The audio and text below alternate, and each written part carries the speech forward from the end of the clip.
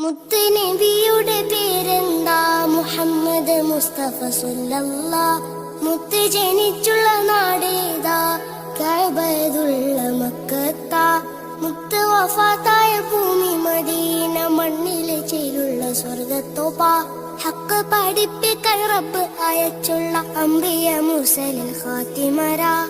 Amina Beevi പൊന്നുമ്മ, Beevi Haleema പോറ്റുമ്മ.